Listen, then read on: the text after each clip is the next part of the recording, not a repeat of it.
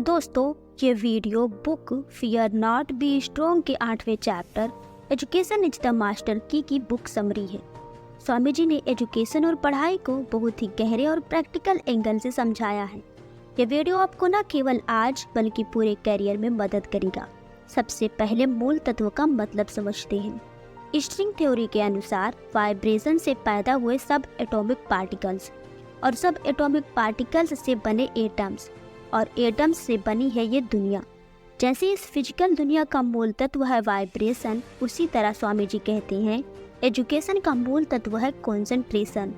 स्वामी जी कहते हैं मुझे दोबारा पढ़ने का मौका मिले तो पहले मैं फैक्ट्स याद नहीं करूंगा, बल्कि मैं ध्यान और वैराग्य विकसित करूंगा। ध्यान और वैराग्य से मन स्थिर होता है, बुद्धि एक दिशा में तीव्र होकर काम करती है। फिर मैं परफेक्ट बुद्धि से सारे फैक्ट को कनेक्ट करूंगा। स्वामी जी कहते हैं कि बिना कंसंट्रेशन के किसी भी प्रकार की नॉलेज का अस्तित्व नहीं है। दोस्तों, इसे अपने जीवन में कैसे उतारें?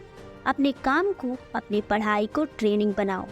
प्रैक्टिकल टिप नंबर 1, जब भी आप काम करने बैठो तो सबसे पहले अपना 2 इंटेंशन सेट करो। इंटेंशन नंबर 1, मैं अगले 30 मिनट जो भी करूंगा पूरे फोकस के साथ करूंगा। इंटेंशन नंबर 2, मैं आने जाने वाले विचारों और डिस्ट्रैक्शंस के प्रति सचेत रहूंगा। सचेत रहना ही डिटैचमेंट है और सचेत रहना ही वैराग्य है। चाहे महीनों सालों लगे, पर काम करने से पहले इस तरह से 2 इंटेंशन सेट करो जब तक ध्यान और वैराग्य से काम करना आपका स्वभाव न बन जाए। आप कहोगे हम तो पढ़ना चाहते हैं, इस तरह की ट्रेनिंग से क्या लाभ होगा? इसका स्वामी जी बहुत ही अच्छा जवाब देते हैं। इच्छा शक्ति। स्वामी विवेकानंद कहते हैं कि जिस ट्रेनिंग से इंसान अपनी इच्छा शक्ति को कंट्रोल करना सीखता है, the training by which the current expression of will is brought under control is called education. इस बात को गहराई से समझते हैं। करंट एक्सप्रेशन ऑफ विल यानी जिस ट्रेनिंग के द्वारा इंसान अपनी इच्छा शक्ति से भावनाएं, विचार और कर्मों को कंट्रोल करना सीखता है, उनका सदुपयोग करना सीखता है, उस ट्रेनिंग को एजुकेशन कहते हैं।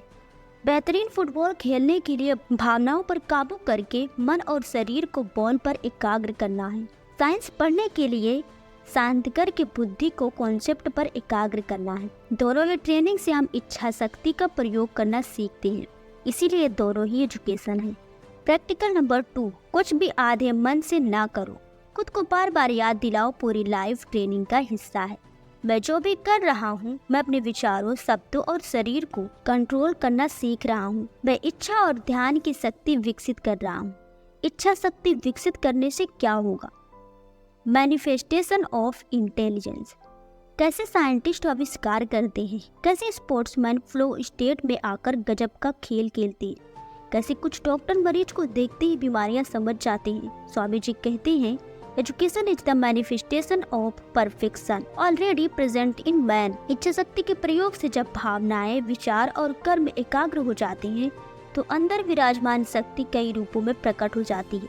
इसका बेहतरीन उदाहरण स्वामी जी देते हैं। Aaris in America.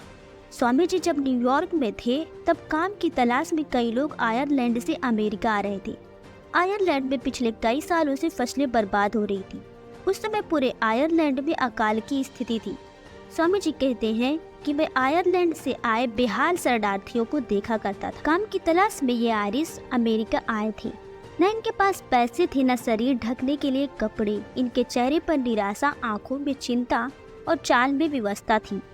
स्वामी जी कहते हैं फिर 6 महीने के अंदर इसी आरिस की चाल बदल जाती है। अब आरिस की गर्दन ऊंची, आंखों में इरादा और कदमों में छलांग है। 6 महीनों में इतना गंभीर बदलाव कैसे संभव है? स्वामी जी कहते हैं इसका रहस्य वेदांत में है। जब आरिस अपने देश में था तब पूरा परिवेश अकाल की स्थिति में था। उसे दिन रात यही याद दिला रही थी कि अरे आरिस, तेरा कोई भविष्य नहीं है। तेरे पास न काम है, न घर है, न इज्जत है। तो गुलाम का गुलाम रहेगा। आरिस का मन 24 घंटे इसी तरह प्रोग्राम हो रहा था। आरिस ने भी स्वीकार कर लिया था कि अकाल ही मेरी नियति है। उसने खुद को हिप्नोटाइज कर लिया था कि मैं कमजोर और बेसहारा हूँ। स्वामी जी कहते हैं उसकी आंतरिक शक्ति सिकुड़ती जा रही थी। लेकिन जब यही आरिस अमेरिका आया तो उसने प्रगति और परिश्रम की पुकार सुनी। साहसी बनो, अपना जीवन खुद बनाओ। देखो आइरिस, ये सब मेहनत और पुरुषार्थ का फल है। ये पुकार सुनकर आइरिस के अंदर का आत्मन जागा, अंदर से प्रेरणा उठी, स्वयं भविष्य का निर्माण करो। Arise, awake and do not stop till goal is reached. और आइरिस के अंदर शक्ति जागृत हो गई। के महीने में उसका स्वरूप और कमाई बदल गई। फ्रेंड्स, आप अपने चारों तरफ नई टेक्नोलॉजीज, बड़े बड़े ब्रिजेस और कंपनीज देख रहे हो। क्या ये सब इंफॉर्मेशन और किताबी ज्ञान के कारण संभव है? सारी उपलब्धियां और डेवलपमेंट कल्पना शक्ति और इच्छा शक्ति का कमाल है। स्वामी जी कहते हैं, जब ये आंतरिक शक्ति मैटर पर केंद्रित है तब मैटर विकसित होता है, यानी मटेरियल डेवलपमेंट होता है। और जब ये शक्ति विचारों पर केंद्रित होती है तब प्रज्ञा यानी कि इंटेलेक्ट विकसित होता है।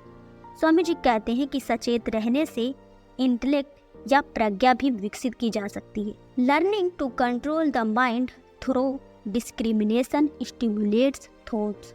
दोस्तों, यहाँ डिस्क्रिमिनेशन शब्द महत्वपूर्ण है। इस बात को गहराई से समझें।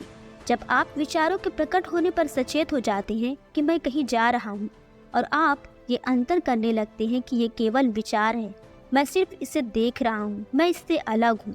इस अलग देखने को डिस्क्रिमिनेशन या विवेक कहते हैं। स्वामी जी कहते हैं, इस तरह खुद को विचारों से अलग देखने से इंटेलेक्ट या प्रज्ञा विकसित होती है। अब इंटेलेक्ट विकसित होने से क्या होगा?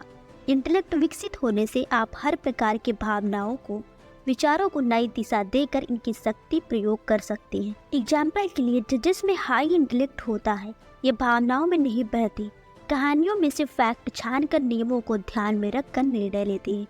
दोस्तों, प्रैक्टिकल नॉलेज पाने का, स्वयं को ज्ञान और शक्ति से भरने का स्वामी जी बहुत सीधा और कारगर तरीका बताते हैं, जिसके बाद आपकी पर्सनैलिटी जड़ से ही बदल जाएगी। Live 5 ideas.